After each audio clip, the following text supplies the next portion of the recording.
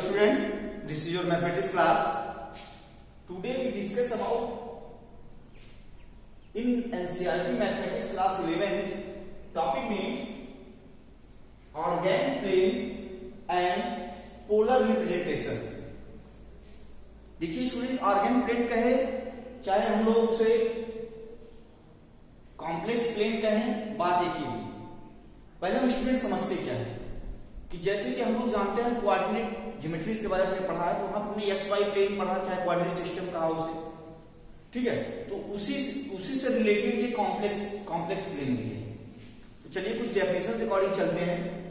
Student I have a definition, a plane having a complex number assigned to each of its point. कोई complex number के each point अगर वहां assign हो, is called the complex plane और the Argand plane. इसमें ध्यान से देखिए, हमारे पास एक कॉम्प्लेक्स नंबर है p, कंसीडर कोई कॉम्प्लेक्स नंबर है x प्लस i। इसमें ध्यान देखिए, अगर हम इसे इस पॉइंट इस कॉम्प्लेक्स प्लेन पे दिखाना तो दिखा सकते हैं p x, y।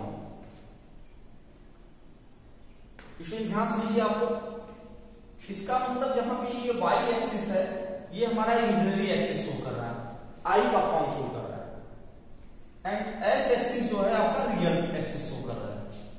जैसे नॉर्मल सी हम लोग क्वेश्चन लेते हैं,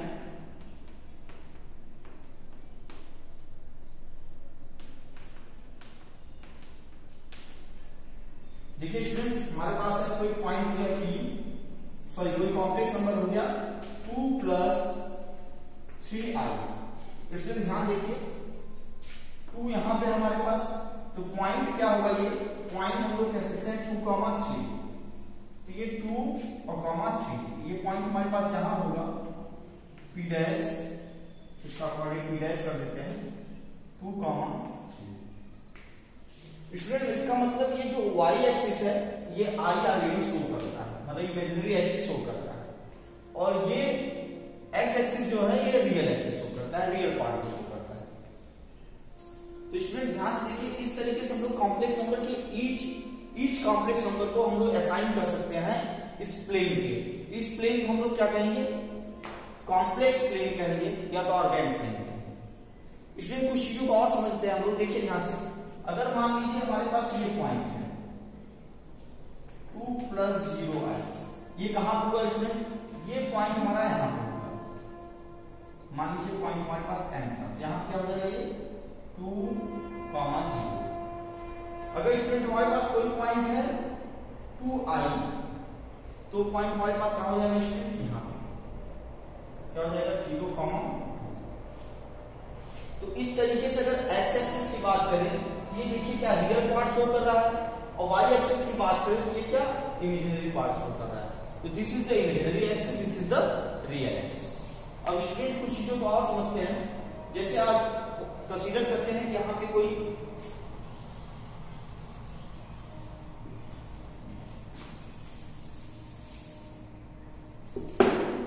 ये हमारा ओरिजिन हो गया, जिसका कोऑर्डिनेट 0, 0 होता है। एक पॉइंट हम स्टूडेंट्स p लेते हैं यहाँ पे x, y, जो कि किसका कोऑर्डिनेट है, वो किस पॉइंट को शो कर रहा है, किस कॉम्प्लेक्स नंबर शो कर रहा है, वो शो कर रहा है x + i। तो इसमें देखिए जो डिस्टेंस है OP, ये जो डिस्टेंस है P और O के बीच का, इसे फाइंड आउट करते हैं। OP फाइंड आउट करेंगे तो हम लोग जानते हैं अंडर रूट में x2 - x1 का होल स्क्वायर, यहाँ हो जाएगा x² प्लस y2 - y2 का whole square plus y²। It's mean OP जो है ये मॉडुलस शो करता है। क्या शो करता है, मॉडुलस ऑफ पॉइंट P। तो ये हमारे पास ये कॉम्प्लेक्स नंबर है, इसका मॉडुलस क्या है, x²। मान लीजिए z कोई कॉम्प्लेक्स नंबर है हमारे पास x + i, इसका मॉडुलस हमारे पास OP, मतलब कि किसी भी कॉम्प्लेक्स नंबर का अगर हमें मॉडुलस फाइंड आउट करना है, तो उसे अगर हम लोग कॉम्प्लेक्स प्लेन पे असाइन करते हैं, तो उस पॉइंट का जिस पॉइंट को उसे असाइन करते हैं, उस पॉइंट का ओरिजिन के साथ डिस्टेंस निकालें, this is the modulus of this complex number. Okay students, देखिए ध्यान से, ये हमारे पास कोई कॉम्प्लेक्स नंबर था, इसे हमने कॉम्प्लेक्स प्लेन पे असाइन किया, pxy हमारे पास पॉइंट है, तो इसका अगर मॉडुलस फाइंड आउट करना हो तो वो ओरिजिन से इसका क्या फाइंड आउट कर लेते हैं स्टूडेंट, डिस्टेंस फाइंड आउट कर लेते हैं। This is the modulus of z, it's mean this is the modulus of z। तो ये डिस्टेंस हमारे पास ओपी क्या है, ये क्या है, मॉड ऑफ z। अब स्टूडेंट्स बात करते हैं हम लोग आपके जो है कॉन्जुगेट।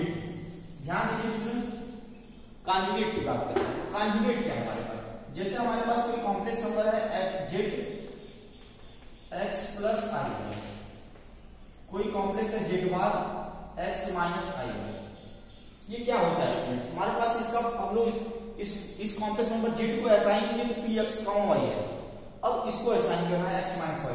चलिए हम लोग यहां पे लेते हैं -1 -2 -3 -4 -5।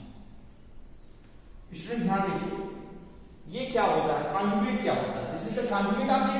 तो कॉन्जुगेट क्या होता है, तो कॉन्जुगेट क्या होता है, जैसे देखिए स्टूडेंट्स, अगर इसका कॉन्जुगेट निकालना है तो हम लोग देखते हैं x एक्सिस को अगर मिरर मान लेंगे तो इसका इमेज होता है, क्या होता है, इमेज। तो अगर इमेज फाइंड आउट करेंगे तो स्टूडेंट ये जितने डिस्टेंस पे है x एंड y एक्सिस से, वही इसका इस तरफ डिस्टेंस हो जाएगा, उसका इमेज हो जाएगा। तो ये p डैश यहाँ पे देखिए 4 से और 4 तक है, तो हम लोग -4 से 4 तक ले लेंगे, तो हमारे पास क्या जाएगा, x minus y, this is the p dash. तो ये हमारे पास कॉन्जुगेट हो गया। तो कॉन्जुगेट क्या होता है स्टूडेंट्स, कॉन्जुगेट होता है, देखिए कॉन्जुगेट x माइनस y है, यहाँ पे x माइनस y आएगा। तो मान लीजिए ये क्वांटिटी ये क्या है, दिस इज द इमेज, ये क्या है, इमेज फाइंड आउट होता है x एक्सिस को मिरर कंसीडर करके, इसका रिफ्लेक्शन है। अब ये x एक्सिस है तो इसका रिफ्लेक्शन यहाँ पे p dash, this is the conjugate. ये क्या है स्टूडेंट्स, कॉन्जुगेट जो हमारे पास फाइंड आउट होता है